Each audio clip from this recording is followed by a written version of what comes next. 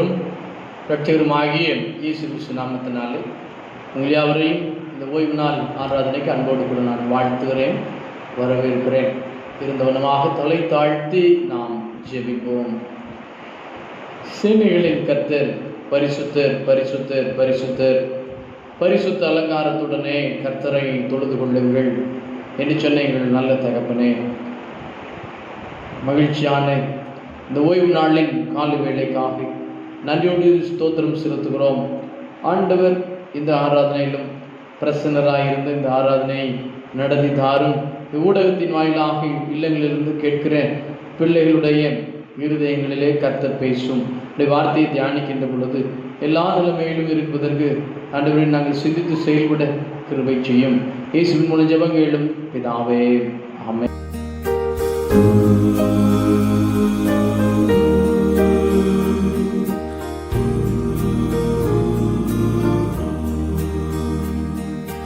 ரட்சா பெருமானே பாரும், புண்ணிய பாதமணினோ சுத்தமாக்கி சிறை தாரும், தேடி வந்து நிற்கிறோம். இயேசுநாதா, இயேசுநாதா, உந்தன் சொந்தமாயினோ. இயேசுநாதா, இயேசுநாதா, உந்தன் சொந்தமாயினோ.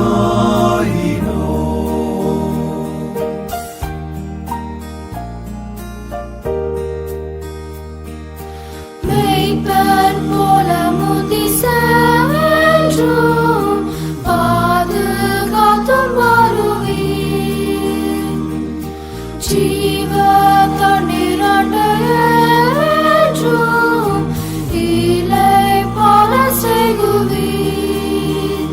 இயேசுநாதா, இயேசுநாதா, மேய்ச்சல் காட்டில் போஷிப்பீர். இயேசுநாதா, இயேசுநாதா, மேய்ச்சல் காட்டில் போஷிப்பீர்.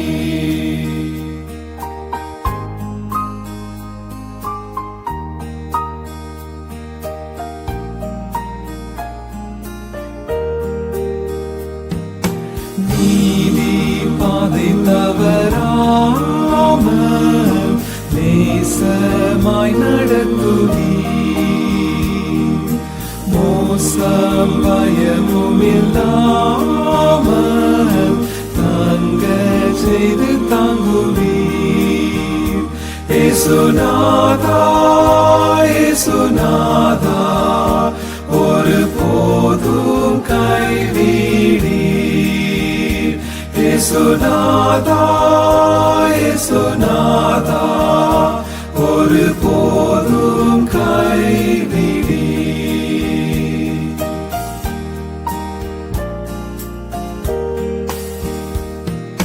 ஜீவ கால பரியந்தம் மேய்த்தும் காத்தும் வருவீர். பின்பு மோட்ச பேரானந்தம் தந்து வாழச் செய்குவீர்.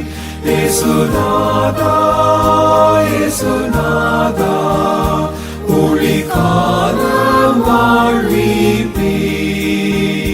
இயேசுநாதா, இயேசுநாதா, ஒளி காலம் வாழ்விப்பீர். இயேசுநாதா, இயேசுநாதா, உந்தன் சொந்தமாயினோ.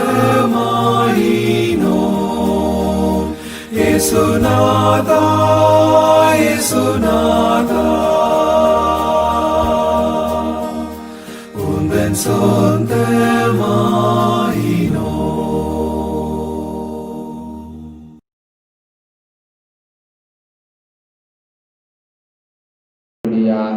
தெரிந்து கொள்ளப்பட்ட திருமறை பகுதி யாத்ராகமம் புஸ்தகம் 18ஆம் அதிகாரம் வசனங்கள் 13 முதல் 27 வரை, யாத்ராகமம் 18ஆம் அதிகாரம் வசனங்கள் 13 முதல் 27 வரை. மறுநாள் மோசே ஜனங்களை நியாயம் விசாரிக்க உட்கார்ந்தான். ஜனங்கள் காலமே துவக்கி சாயங்காலம் மட்டும் மோசேக்கு முன்பாக நின்றார்கள்.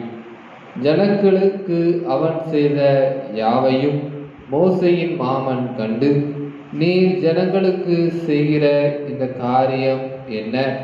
நீர் ஒன்றியாய் உட்கார்ந்திருக்கவும் ஜனங்கள் எல்லாரும் காலமே துவக்கி சாயங்காலம் மட்டும் உமக்கு முன்பாக நிற்கவும் வேண்டியது என்ன என்றான்.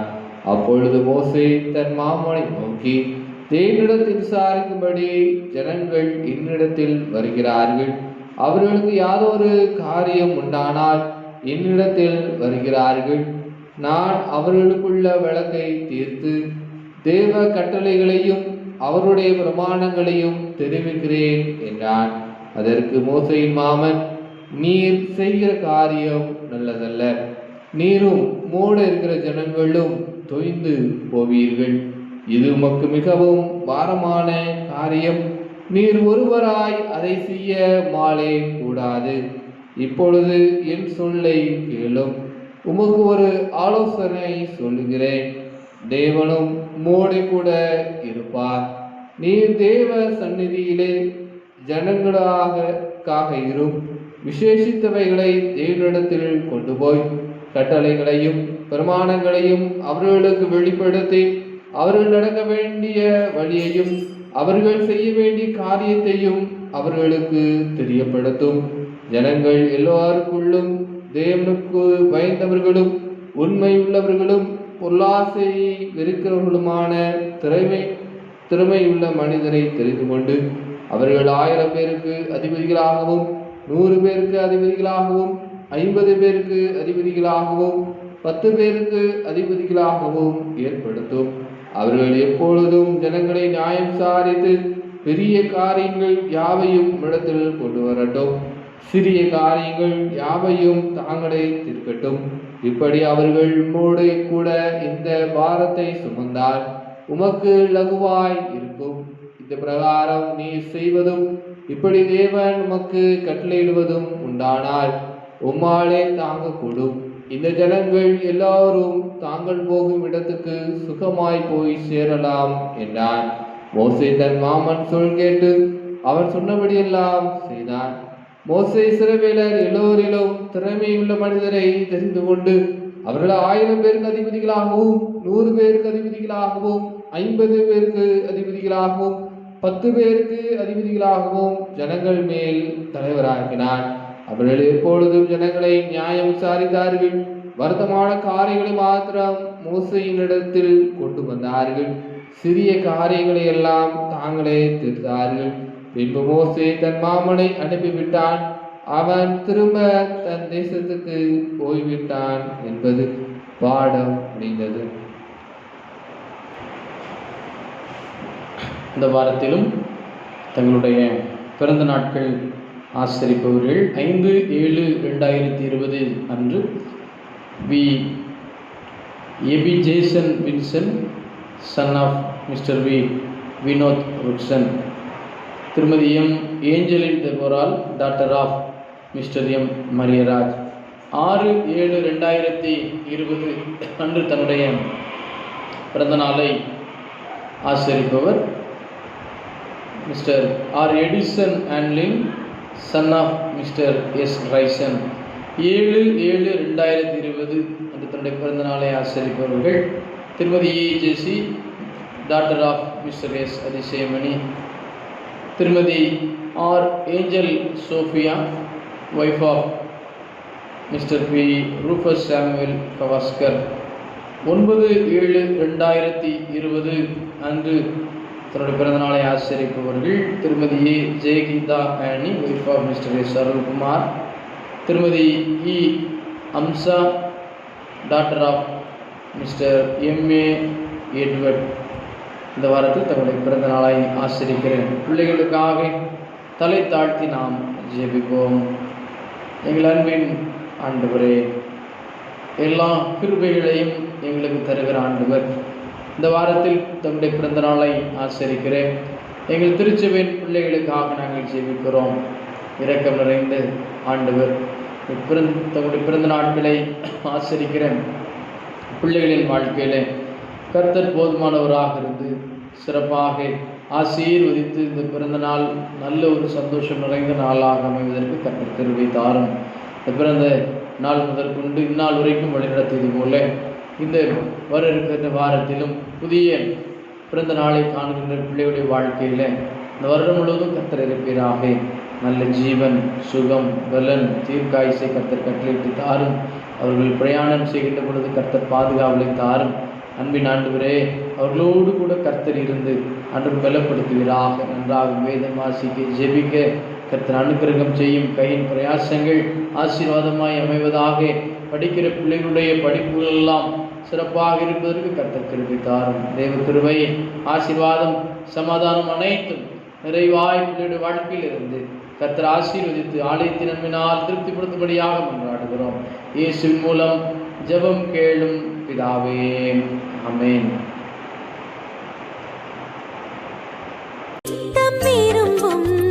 கர்த்தர் வசனம் சுத்த பசும் பொன் தெளிந்திடும் தேன். நித்தம் விரும்பும் கர்த்தர் வசனம் சுத்த பசும் பொன் தெளிந்திடும் தேன். இதயம் மகிழும், கண்கள் தெளியும், இருண்ட ஆத்மா உயிரடையும். இதயம் மகிழும், கண்கள் தெளியும், இருண்ட ஆத்மா உயிரடையும். சத்திய வேதம். அன்பிற்குரியவர்களே, அவனுடைய பெரிதான கிருபையினாலே கர்த்தர் நம்மோடு கூட நம்மை வழிநடத்தி வருகிறார். ஆண்டவருக்கு நாம் நன்றி செலுத்துவோம். சிறப்பாக நாம் நம்முடைய தமிழக அரசின் ஆணையின்படி நம்முடைய ஆலயத்திற்குள்ளாக பின்பற்ற வேண்டிய கொரோனா தடுப்பு நடவடிக்கைகளை உங்களுக்கு நான் வாசிக்கிறேன். திருச்சபை பிள்ளைகள் அதை உன்னிப்பாக கவனித்து நீங்கள் அதை வர இருக்கிற நாட்களிலே நீங்கள் கடைபிடிக்க உங்களை அன்போடு கேட்டுக்கொள்கிறேன். ஆலயத்திற்கு உள்ளாக நாம் வருகின்ற பொழுது முன்பாக வைக்கப்பட்டுள்ள கிருமி நாசினியை கொண்டு நம்முடைய கரங்களை சுத்தப்படுத்தி நாம் உள்ளே வர வேண்டும். கரங்களை கிருமி நாசினி மூலமாக சுத்தப்படுத்தி நாம் உள்ளே வர வேண்டும். கண்டிப்பாக ஆலயத்திற்குள்ளாக இருக்கின்ற பொழுதும் ஆராதனை வழிபடுகின்ற நேரங்கள் எல்லா நேரங்களிலும் முகக்கவசம் அணிய வேண்டும். முகக்கவசம் அணிந்து மாத்திரமே நாம் ஆலயத்தில் இருப்பதற்கு அனுமதிக்கப்படுவார்கள் என்று உங்களுக்கு அன்போடு தெரிவித்துக் கொள்கிறேன். இன்னும் சமூக இடைவெளியோடு இருக்க வேண்டும். சமூக இடைவெளியை பின்பற்றி வைக்கப்பட்டிருக்கின்ற நாற்காலியில் நீங்கள் அமர வேண்டும். தரையில் உட்கார்வதற்கு அனுமதி கிடையாது. நாற்காலியில் நீங்கள் உட்கார்ந்திருக்க வேண்டும். இருக்கைகளின் இடத்தை எக்காரணத்தை கொண்டும் மாற்றுவதற்கு அனுமதி கிடையாது. உட்கார்கின்ற இருக்கைகளின் இடத்தை நீங்கள் மாற்றுவதற்கு எக்காரணத்தை கொண்டும் அனுமதிக்க கிடையாது, மாற்றக்கூடாது, அனுமதி கிடையாது என்பதை தெரிவித்துக் கொள்கிறேன்.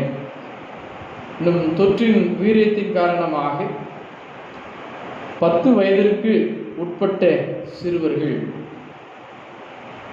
மற்றும் 65 வயதிற்கு மேற்பட்ட பெரியவர்கள், குறிப்பாக கர்ப்பிணி பெண்கள் நீங்கள் ஆலயத்திற்கு உள்ளாக வருவதற்கு நமக்கு அரசாங்கம் அனுமதி கொடுக்கவில்லை. தொற்று வீரியத்தின் காரணமாக சிறுபிள்ளைகளை அதிகமாக தாக்குவதற்கு வாய்ப்புகள் உண்டு. இன்னும் வயது முதிர்ந்தவர்கள் தாக்குவதற்கு வாய்ப்பு உண்டு. கர்ப்பிணி பெண்கள் தாக்கப்படுவதற்கு வாய்ப்பு உண்டு. சரீரத்தில் வேறு ஏதாவது பலவீனத்தோடு இருக்கிற பிள்ளைகளுக்கும் கொரோனா தொற்று தாக்குவதற்கு அதிகமாக வாய்ப்புகள் இருக்கிறபடியினாலே நீங்கள் தயவுசெய்து சூழ்நிலையை புரிந்து கொண்டு உங்களுடைய அரசாங்கத்தின் உத்தரவை ஏற்றுக்கொண்டு நீங்கள் ஒத்துழைப்பு கொடுத்து இருப்பதற்கு உங்கள் அன்போடு கேட்டுக்கொள்கிறோம். இன்னும் ஆலய ஆராதனையின் போது நமக்கு காணிக்கை சேகரிக்கப்படுகின்ற பொழுது தயவுசெய்து நீங்கள் அவருடைய இடங்களில் நிற்க உங்களை அன்போடு கேட்டுக்கொள்கிறோம். நீங்கள் முன்பதாக வருவதற்கோ ஆசீர்வாதம் பெற்றுக்கொள்வதற்கோ யாரையும் தொட்டு ஜெபிப்பதற்கோ அனுமதி கிடையாது. ஆகையினாலே நீங்கள் உங்களுடைய இடங்களில் இருக்க வேண்டும். காணிக்கை உங்களுடைய இடங்களில் உள்ள நாற்காலிகளிலோ அல்லது காணிக்கை தட்டு அல்லது காணிக்கை பையிலோ எதில் வைக்கப்படுகிறதோ அதில் நீங்கள் படைக்க உங்கள் அன்போடு கேட்டுக்கொள்கிறோம். ஒருவருக்கொருவர் நீங்கள் இடைவெளி விட்டு நீங்கள் அதை படைப்பதற்கு உங்கள் அன்போடு கேட்டுக்கொள்கிறோம். இன்னும் சமூக இடைவெளியோடு இருப்பதற்கு எத்தனை நபர்கள் அனுமதிக்கப்படுகிறார்களோ அத்தனை நபர்கள் மாத்திரம் ஆராதனையிலே அனுமதிக்கப்படுவார்கள். ஆராதனை மக்களின் எண்ணிக்கைக்கு ஏற்ப 2 ஆராதனையாகவோ 3 ஆராதனையாகவோ நடத்தப்படும். ஒரு ஆராதனை நடத்துவதற்கு 20 நிமிடம் தான் நமக்கு நேரம் கொடுத்திருக்கிறார்கள். ஒரு ஆராதனைக்கு 20 நிமிடம் தான் நேரம் கொடுக்கப்பட்டிருக்கிறது. ஆகையினால நீங்கள் எல்லாவற்றையும் கருத்தில் கொண்டு நீங்கள் அதில் ஒத்துழைக்க உங்களை அன்போடு கேட்டுக்கொள்கிறோம். தயவுசெய்து இந்த காரியங்களில் நீங்கள் தயவுசெய்து ஒத்துழைப்பு கொடுங்கள். அப்படியானால் தான் நம்முடைய ஆராதனைகளை நாம் ஆலயத்தில் நடத்த முடியும். அதை அறிந்து திருச்சபையின் பிள்ளைகள் தயவுசெய்து நீங்கள் இதில் ஒத்துழைப்பு கொடுக்க உங்களை அன்போடு கேட்டுக்கொள்கிறோம். ஆகவே தாங்கள் தயவு கூர்ந்து அனைத்து விதிமுறைகளையும் நம்முடைய அரசாங்கத்தினால் கொடுக்கப்பட்டிருக்கிற அனைத்து விதிமுறைகளையும் நீங்கள் ஏற்றுக்கொண்டு அன்போடு இதை நடைமுறைப்படுத்த உங்களை கேட்டுக்கொள்கிறோம். அன்போடு கேட்டுக்கொள்கிற காரியங்கள் இவைகள் அரசாங்கத்தினுடைய உத்தரவு எல்லாவற்றையும் மதித்து நடந்து நீங்கள் வர இருக்கிற நாட்களில் ஆராதனைகளில் மாலை வேளையிலே நீங்கள் பங்கு பெற உங்களை அன்போடு கேட்டுக்கொள்கிறோம். கர்த்தர் நம்மை ஆசீர்வதிப்பாராக. பிதா குமாரன் பரிசுத்தாவின் நாமத்தினாலே ஆமென். அன்புக்குரியவர்களே, ஆண்டவரும் இரட்சகருமாகிய இயேசு கிறிஸ்து நாமத்தினாலே உங்கள் யாவரையும் இந்த நாளிலே அன்போடு நான் வாழ்த்துகிறேன், நான் வரவேற்கிறேன். ஆண்டவருடைய கிருபையும் அன்பும் சமாதானம் நம் அனைவரோடும் கூட நிறைவாய் இருப்பதாக கர்த்தர் நம்மை ஆசீர்வதித்து பலப்படுத்தி வழி நடத்துவாராக. இந்த வாரத்திலும் நம்முடைய சிந்தனைக்காக கொடுக்கப்பட்டிருக்கின்ற தலைப்பு உக்ரானத்துவம் பொறுப்புடன் வளங்களை மேலாண்மை செய்தல் என்கின்ற தலைப்பு நமக்கு கொடுக்கப்பட்டிருக்கிறது. பொறுப்புடன் வளங்களை மேலாண்மை செய்தல் என்கின்ற தலைப்பு நமக்கு கொடுக்கப்பட்டிருக்கிறது. ஆதாரமாக யாத்திராகமம் 18ஆம் அதிகாரம் 25ஆம் வசனம். மோசே இஸ்ரவேலர் எல்லாரிலும் திறமையுள்ள மனிதரை தெரிந்து கொண்டு அவர்களை 1000 பேருக்கு அதிபதிகளாகவும் 100 பேருக்கு அதிபதிகளாகவும் 50 பேருக்கு அதிபதிகளாகவும் 10 பேருக்கு அதிபதிகளாகவும் ஜனங்கள் மேல் தலைவராக்கினான் என்று சொல்லப்பட்டிருக்கிறத பார்க்கிறோம். அன்பிற்குரியவர்களே, பொறுப்புகளை நிர்வகிப்பதற்கு அல்லது நிர்வகிப்பதற்கு பொறுப்பாளர்களை அவன் தெரிந்தெடுக்கின்ற விதம் 1000 பேர் 100 50 10 என்று சொல்லி அவருடைய திறமைக்கு ஏற்ப அவன் செய்கிறது என்ன செய்கிறோம் பார்க்கிறோம். யார் இந்த உக்ரானக்காரன் என்று சொல்லி பார்க்கின்ற பொழுது அவருடைய செயல்பாடுகள்லாம் ஒரு பொறுப்புள்ள அதிபதியாக அதற்கு கொடுக்கப்பட்டிருக்கின்ற பொறுப்பை தக்க வைத்துக் கொள்பவராக, மன்னிக்கின்றவராக, அன்பு செலுத்துகிறவராக, பொறுமை நிறைந்தவராக இருப்பதுதான் ஒரு உக்ரானத்துவக்காரனுடைய செயல்பாடு. அந்த உக்ரானத்துவக்காரனுடைய வாழ்க்கையில அவன் கரங்களிலே கொடுக்கப்பட்டிருக்கின்ற அந்த வளங்களை அவன் மேலாண்மை செய்து அந்த பொறுப்பிலே அவன் சிறப்பாக அவன் செயல்பட வேண்டும் என்று சொன்னால் ஒரு 3 காரியங்களை நாம் கடைபிடிக்க வேண்டும். ஒரு 3 காரியங்களை அதை அறிந்து செயல்படுத்துகின்ற பொழுது இந்த உக்ரானத்துவமான இந்த பொறுப்பு காரியங்களிலே நாம் அதை மேன்மைப்படுத்துகின்ற ஒரு நிலைமைக்குள்ளாக நம்ம கடந்து செல்ல முடியும். 3 காரியத்தை சிந்திப்பதற்கு நாம் கூடி வந்திருக்கிறோம். முதலாவதாக என்ன காரியம்? இந்த பொறுப்பு இது மேலாண்மை பெற வேண்டும் என்று சொன்னால் எப்படியோ எந்த பொறுப்போடு இதை மேலாண்மை பெற செய்ய முடியும் என்று சொல்லி பார்க்கின்ற பொழுது முதல் காரியம், தெரிந்து கொள்வதிலே ஒரு உக்கிரானக்காரனுக்கு பொறுப்பு வேண்டும். தெரிந்து கொள்வதிலே பொறுப்பு. யாத்திராகமம் 18ஆம் அதிகாரம் 25ஆம் வசனத்தில் நாம் பார்க்கிறோம்.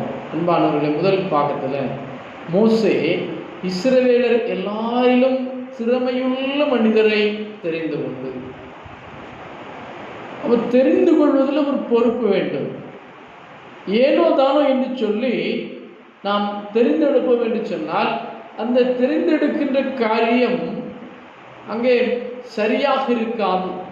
ஆகையினாலே அந்த தெரிந்து கொள்வதிலே அவன் பொறுப்போடு இருந்து திறமையுள்ள மனிதரை அவனை செய்கிறான், தெரிந்து கொள்ளுகிறான் அப்படின்னு சொல்லி நம்ம பார்க்கிறோம். அன்பானவர்களே, திறமையுள்ள மனிதனை தெரிந்து கொள்வதில் இன்னைக்கு வேண்டும். அப்போ எப்படி திறமையுள்ள மனிதனையும் தெரிந்து கொள்ள முடியும் என்று சொல்லி பார்க்கின்ற பொழுது, தேவன் தருகிற ஞானம், பொறுமை, செயல்பாடு இதெல்லாம் இருந்தால் மாத்திரம்தான் ஒரு மனிதனால் தன் கரங்களிலே கொடுக்கப்பட்டிருக்கின்ற தெரிந்து கொள்வதில் உள்ள அந்த பொறுப்பில் என்ன செய்ய முடியும்? செயல்பட முடியும். தெரிந்து கொள்வதில் பொறுப்பு. அருமையானவர்களே, முதல் காரியம் அதுதான். இன்னைக்கு உக்கிரானத்துவம் நமக்கு கொடுக்கப்பட்டிருக்கிறது. பொறுப்புடன் வளங்களை மேலாண்மை செய்கின்ற காரியத்தில் நாம் இன்னைக்கு சிறப்பாக இருக்க வேண்டும் என்று சொன்னால் தெரிந்து கொள்வதில் பொறுப்போடு நாம் முதல்ல என்ன செய்ய வேண்டும்? இருக்க வேண்டும். தெரிந்து கொள்வதில் பொறுப்பு முதல் காரியம். எந்த காரியமாக இருந்தாலும் அதை நாம் தெரிந்து கொள்வதில் ரொம்ப பொறுப்போடு இருக்கின்ற பொழுது அது சிறப்பாக நடைபெறுவதை நாம் என்ன செய்ய முடியும்? இரண்டாவது உள்ள காரியம், அறிந்து கொள்வதில் பொறுப்பு. முதல்ல உள்ள காரியம் தெரிந்து கொள்வதிலே பொறுப்பு. இரண்டாவது உள்ள காரியம் அறிந்து கொள்வதிலே பொறுப்பு.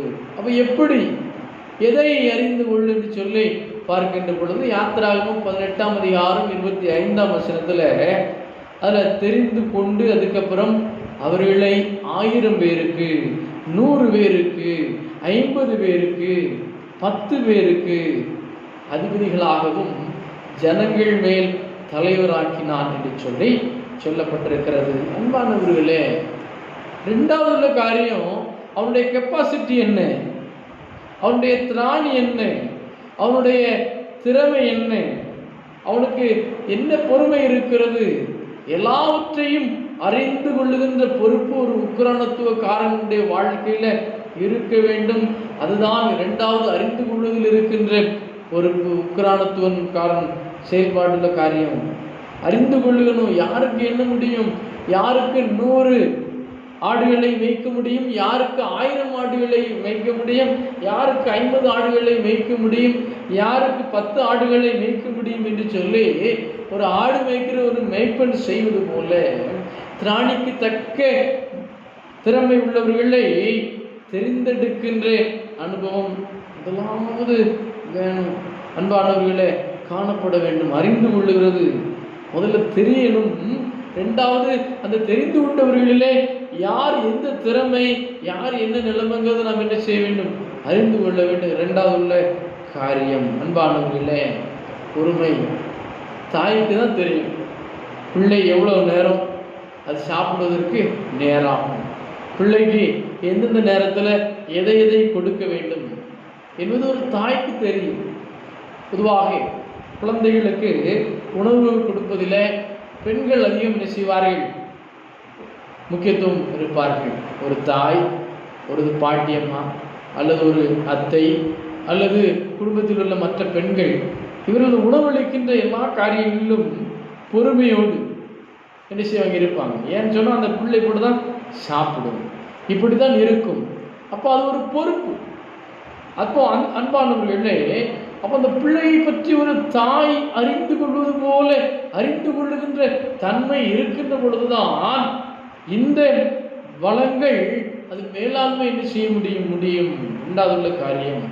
இப்போ ரெண்டாவது அறிந்து கொள்ளுவதில் நாம் இவ்வளவு தூரம் உன்னிப்போடு அறிந்து கொள்ள வேண்டும் அன்பானவர்களே, அது முக்கியம். மூன்றாவதாக நியமிப்பதிலே பொறுப்பு வேண்டும். நியமிப்பதிலே பொறுப்பு. முதல் காரியம் தெரிந்து கொள்வதில் பொறுப்பு, இரண்டாவது காரியம் அறிந்து கொள்வதில் பொறுப்பு, மூன்றாவது காரியம் நியமிப்பதில் பொறுப்பு வேண்டும். யாத்திராகமம் 18ஆம் அதிகாரம் 25ஆம் வசனத்தில் கடைசியில் சொல்லப்பட்டிருக்கும் ஜனங்கள் மேல் தலைவராக்கினான். 26ஆம் வசனத்தை அவர்கள் அப்பொழுது ஜனங்களை நியாயம் விசாரித்தார்கள், வருத்தமான காரியங்களை மாத்திரம் மோசத்தில் கொண்டு வந்தார்கள், சிறிய காரியங்களை எல்லாம் தாங்களே தீர்த்தார்கள். அன்பானவர்களே, நியமிக்கின்றதில் ஒரு பொறுப்போடு நியமிக்கின்ற பொழுதுதான் அந்த எந்த காரியமும் சிறப்பாக என்ன செய்யும் இருக்கும்.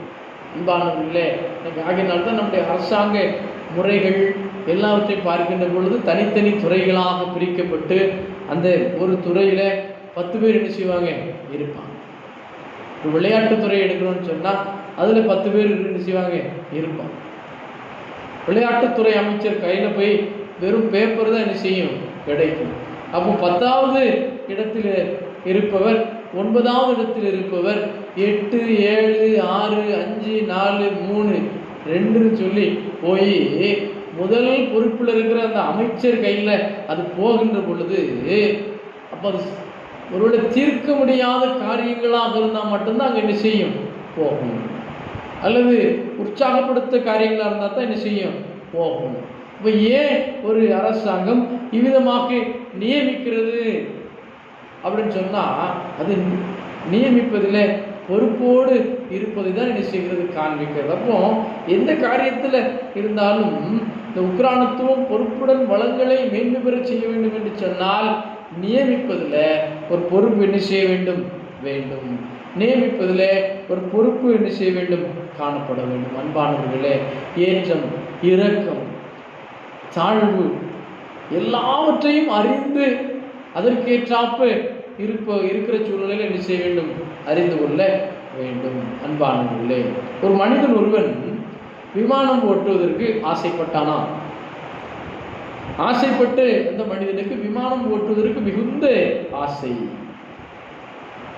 அவன் நான் விமானியாக மாற வேண்டும் என்று சொல்லி அவன் கடந்து போய் விமானியாக மாற வேண்டும் என்று சேர்த்துக் கொள்ளுங்கள் என்று சொல்லி சொன்னானா. அப்பொழுது அவர்கள் சொன்னார்களாம், உன்னுடைய உயரத்திற்கு நீ விமானியாக என்ன செய்ய முடியாது, ஆக முடியாது. நீ 5 அடி கூட உயரம் என்ன செய்யவில்லை இல்லை. நீ விமானத்தின் இருக்கையில் இருந்து கொண்டு உன்னால் அதை என்ன செய்ய முடியாது, இயக்க முடியாது, ரொம்ப கஷ்டம். காலில் உள்ளதை உன்னால் மிதிக்க முடியாது, எட்டி உள்ள ஒரு பட்டனை உன்னால் தொட முடியாது அப்படின்னு சொல்லி அநேக காரியத்திலே அவனுக்கு என்ன செய்தார்களாம், கற்றுக் கொடுத்தார்களாம். அப்போ அவனுக்கு மிகுந்த வருத்தம், ஐயோ என்னால் முடியவில்லையே, என்னால் என்ன செய்யலை முடியவில்லையே என்று சொல்லி அவன் மிகுந்த வருத்தத்தோடு அவன் இருந்திருக்கிறான். அப்பொழுதுதான் ஒரு செய்தியை ஒருவன் அவன் பார்த்த பொழுது, ஒரு தன்னை போல ஒரு ஆசையுள்ள ஒரு மனிதன் அவன் ஆசைப்பட்டு விமானத்தை இயக்கி தரையிறங்க முடியாமல் அங்கு ஒரு விபத்து நடந்த காரியத்தை அவன் அறிந்தான். அன்பானவர்களே, அப்பொழுதுதான் அவன் புரிந்து கொண்டான், ஓஹோ நியமிப்பதில் இத்தனை சிக்கல்கள் என்ன செய்கிறது இருக்கிறது, ஆகையினாலே அவர்கள் நியமித்தது சரிதான் என்று சொல்லி அவன் அறிந்து கொண்டு அவன் கடந்து சென்றான். அன்பானவர்களே, இப்போ நியமிப்பதில் பொறுப்பு வேண்டும். இன்னைக்கு குடும்பத்தின் காரியம், நம்முடைய பிள்ளைகள் இருக்கும். ஒரு பிள்ளைக்கு ஆண்டவர் நன்றாக படிப்பதற்கு மனதிலே பதிந்து கொள்வதற்கு ஞானத்தை தந்திருப்பார். மற்றொரு பிள்ளை கொஞ்சம் சுமாராக என்ன செய்யும் இருக்கலாம் படிப்பில். நாம் என்னுடைய எண்ணம் எப்படி இருக்குது, மூத்த பிள்ளை டாக்டருக்கு படித்தா 2வது பிள்ளையும் மருத்துவருக்கு தான் என்ன செய்ய வேண்டும் படிக்க வேண்டும். முதல் பிள்ளை பொறியாளராக இருந்தால் இரண்டாவது பிள்ளையும் அதற்கு தான் படிக்க வைக்க வேண்டும் என்று சொல்லி நினைக்கிற அநேக பெற்றோர்கள் இருக்கிறார்கள். அப்போ அவங்களுக்கு கொடுக்கப்பட்ட பொறுப்பு, அந்த கெப்பாசிட்டியை அறிஞ்சு அவங்க அந்த பிள்ளையை படிக்க வச்சாங்கன்னா அந்த பிள்ளையின் எதிர்காலம் என்ன செய்யும்? அது சந்தோஷமாக என்ன செய்யும்? இருக்கும். கிறிஸ்துக்குள் அருமையானவர்களே, எனக்கு அநேக இடங்கள்ல அதுதான். ஒரு பையன் நல்லாக இருப்பான், மற்றொரு பையன் அவனுக்கு முடியாத சொல்ல. காரணம் என்னன்னு சொன்னால், நியமிக்கின்ற அல்லது அவனுக்கு சில காரியங்களை தெரிந்து அறிந்து நியமிக்கின்ற காரியங்களிலே பொறுப்பிலே விலகுவது தான். அன்பானவர்களே, அப்போ என்ன காரணம்? எந்த காரணமாக இருந்தாலும் நியமிப்பதிலே பொறுப்போடு செயல்பட வேண்டும் என்று சொல்லி கற்று. அப்போ இதில் தான் நம்ம மேலாண்மை என்ன செய்ய முடியும்? பெற முடியும். அன்பானவர்களே, அந்த பொறுப்புடன் வரங்களை மேலாண்மை நாம் பெற செய்ய வேண்டும் என்று சொன்னால் 3 காரியம். முதலாவது, தெரிந்து கொள்வதில் பொறுப்பு வேண்டும். இரண்டாவது, அறிந்து கொள்வதிலே பொறுப்பு வேண்டும். மூன்றாவது, நியமிப்பதிலே பொறுப்பு வேண்டும். இந்த 3 பொறுப்பையும் நம்ம செய்கின்ற பொழுதுதான் இந்த உக்கிரானத்துவமானது அது மேன்மை பெற்று அது மேலாண்மை அடைந்து உயரும் என்பதில் எவ்வித சந்தேகமும் இல்லை. கர்த்தர் இந்த கிருபைகளை தந்து நம்மை ஆசீர்வதித்து வழிநடத்துவாராக. ஆமென். தலை தாழ்த்தி நாம் ஜெபிப்போம். எங்களை நேசிக்கிற நல்ல தகப்பனே, இந்த ஓய்வு நாளுக்காக நாங்கள் நன்றி செலுத்துகிறோம். இவ்வோய்வு நாளிலே உம்மை நோக்கி பார்ப்பதற்கு கர்த்தர் எங்களுக்கு தந்திருக்கிற நல்ல கிருபைக்காக நன்றியோடு நாங்கள் உங்களுக்கு ஸ்தோத்திரம் செலுத்துகிறோம். துதிகளையும் தோத்திரங்களையும் நாங்கள் ஏறெடுக்கிறோம் ஐயா. நன்றி செலுத்துகிறோம் ஐயா. அன்பின் ஆண்டவரே, இந்த நாளிலும் கர்த்தர் எங்களோடு பேசின வார்த்தைக்காக ஸ்தோத்திரம். உக்கிரானத்துவம் பொறுப்போடு செயல்பற்றதை மேலாண்மை பெற செய்ய வேண்டும் என்று சொன்னார். தெரிந்து கொள்வதிலே எங்களுக்கு பொறுப்பு இருக்கணும். இரண்டாவது, தெரிந்து கொண்டவர்கள் இன்னும் அறிந்து கொள்வதிலே நாங்கள் பொறுப்போடு இருக்க வேண்டும். மூன்றாவது, அவர்களை நியமிப்பதில் பொறுப்பு வேண்டும். ஆகையினால நாங்கள் இந்த காரியங்களில் சிறப்பாக செயல்பட்டு ஆண்டவரே எல்லா காரியங்களையும் நன்றாய் செய்வதற்கேற்ற கிருபையை கர்த்தர் தர வேண்டும் என்று சொல்லி மன்றாடி செபிக்கிறோம்.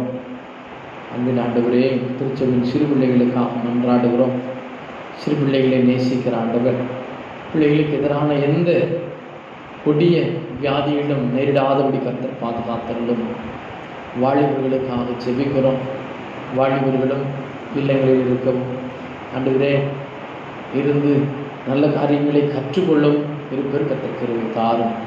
திருச்சபையின் ஆண்கள், பெண்கள், முதியவர்கள், வெளியிடங்களில் வெளிநாள் வசிக்கிற பிள்ளைகளுக்கு கர்த்தர் நல்ல ஜீவனை தாரும், சுகத்தை தாரும், பலத்தை தாரும், தீர்க்காய்ச்ச கர்த்தர் கட்டளையிட்டு தாரும். பிரயாணங்களில் கர்த்தர் பாதுகாவலை தாரும். அன்பின் ஆண்டவரே, நோயின் தொற்றின் தன்மை நாளுக்கு நாள் அதிகரித்து கொண்டு போகிற சூழலை பார்க்கிறோம். ஏறத்தாழ 4000 மக்களுக்கு மேல் பாதிக்கப்பட்டு கொண்டிருக்கின்ற சூழ்நிலை எங்களுடைய தமிழகத்தில் கர்த்தர் இறங்கும் ஐயா.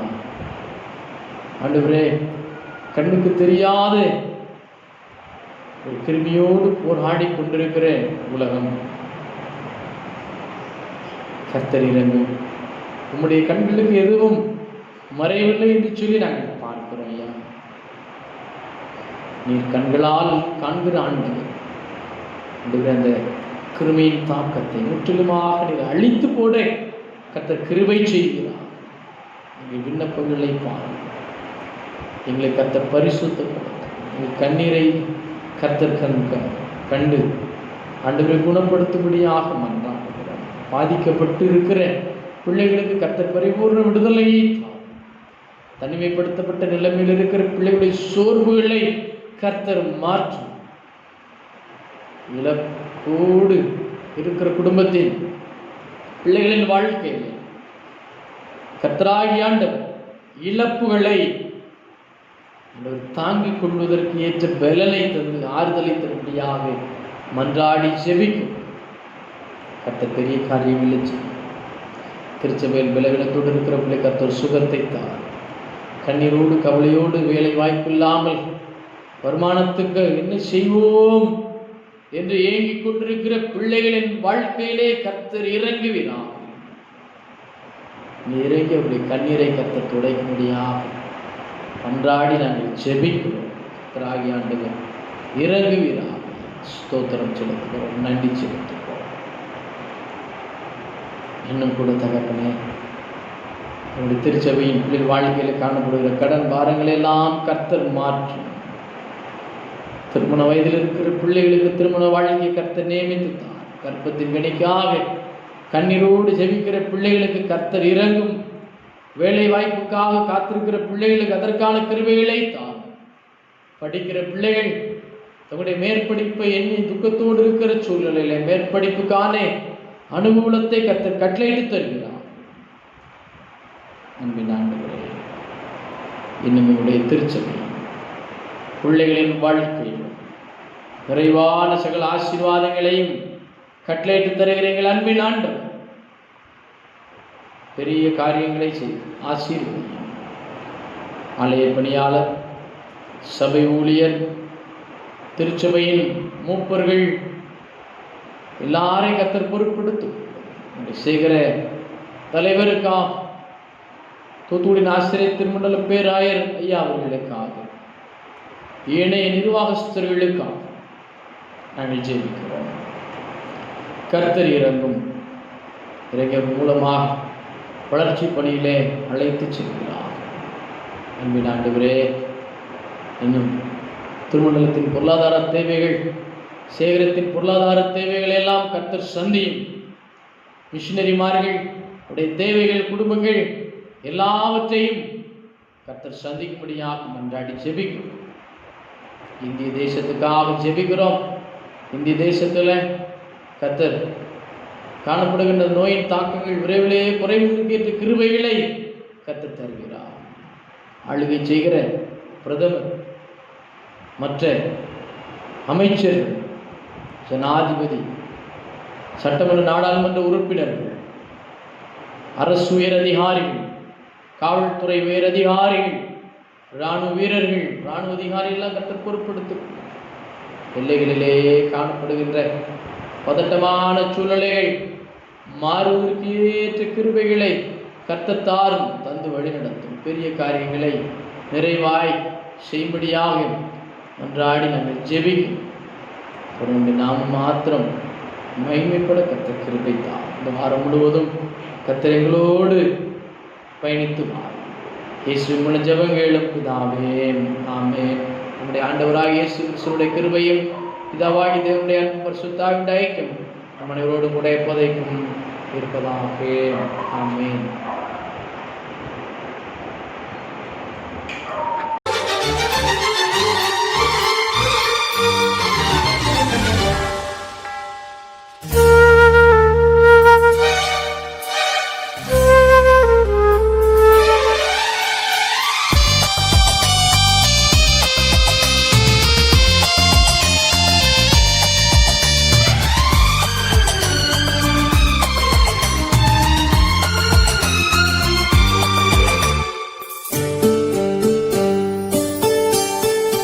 வந்து நல்வரம் தந்தனுப்பையா ஆதிநாதா ஜோதி வல்ல ஆவியை நல்கியாழையா.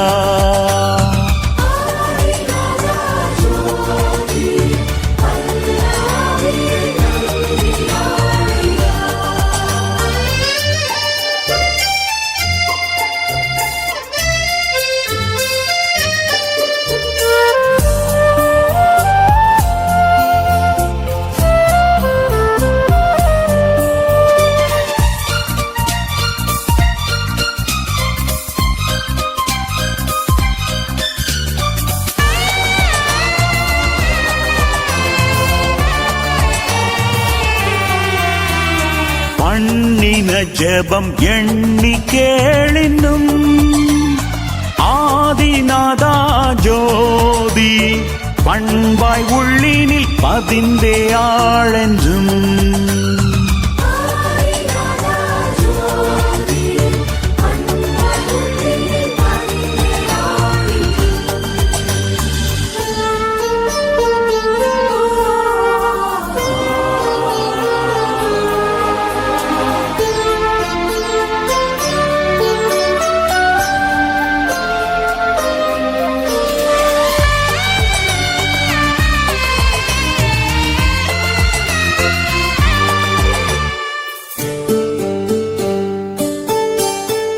காதில் கேட்ட உன் வேத வாக்கியம் ஆதிநாதா ஜோதி கருத்தில் இருத்த போதே பாக்கியம்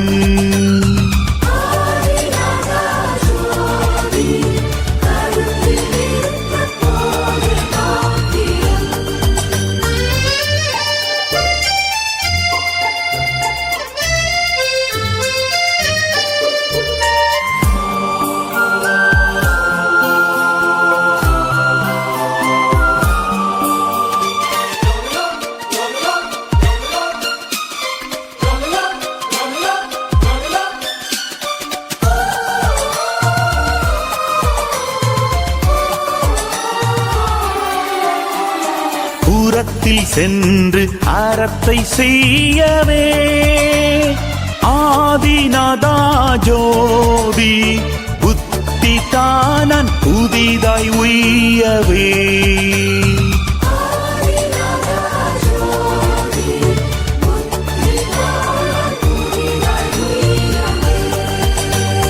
வந்து நல்வரம் தந்தனுப்பையா ஆதிநாதா ஜோதி வல்ல ஆவியை நல்கியாழையா